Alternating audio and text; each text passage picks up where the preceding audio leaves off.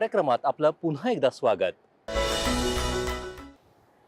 सेंद्रिय शेतीत उल्लेखनीय यश मिळवत वाशिमच्या नंदा मुंडे यांनी राष्ट्रीय पातळीवरचा जैविक इंडियन हा पुरस्कार पटकावला आहे। अवघ्या 26,000 रुपयांमध्ये त्यांनी सेंद्रिय शेती सुरू केली आणि तब्बल 1.5 लाख रुपयांचा नफा कमवला। त्यांचं हे यश इतर महिलांसाठीही प्रेरणादायी ठरत आहे।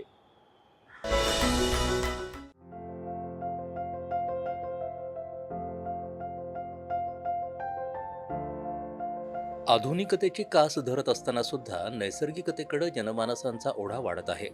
नैसर्गिक खाद्यपदार्थांचे फायदे आणि त्यांची वाढती मागणी लक्षात घेता आता शेतकरी सेंद्रिय शेतीकडे वळू लागले आहेत।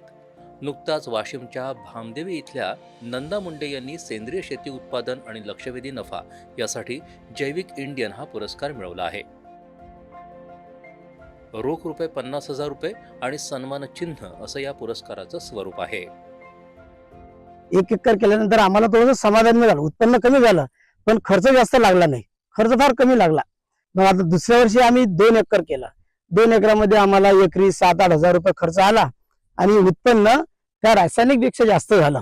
आम्ही शेतकऱ्यांना सांगेल की बा तुम्ही नैसर्गिक शेती करा, त्याच्यामध्ये लोकांचं कल्याण आहे आणि आपला सुद्धा भरपूर फायदा आहे।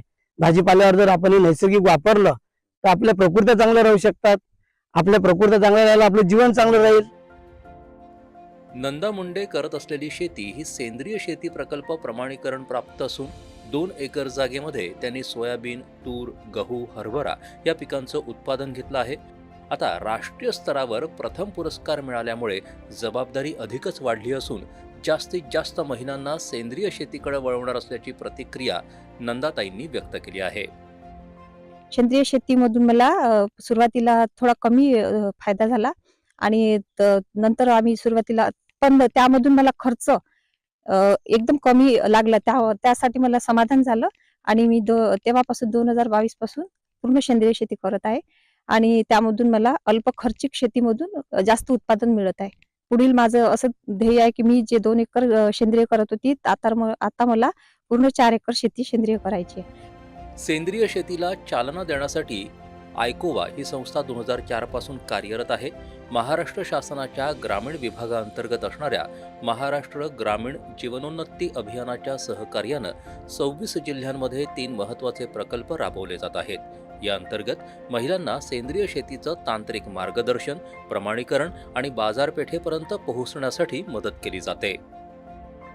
या सेंद्रिय शेतीमध्ये त्यांना बांधावरून निविष्ठा कशा तयार करण्यात येतात, या निविष्ठामध्ये गांडूळ खत झालेलं आहे, दशपर्णी अर्क झालेला आहे, बीडी कंपोस्ट झालेला आहे, जीवामृत झालेला आहे, अशा वेगवेगळ्या निविष्ठा तयार करण्यासाठी प्रशिक्षण दिले जाते।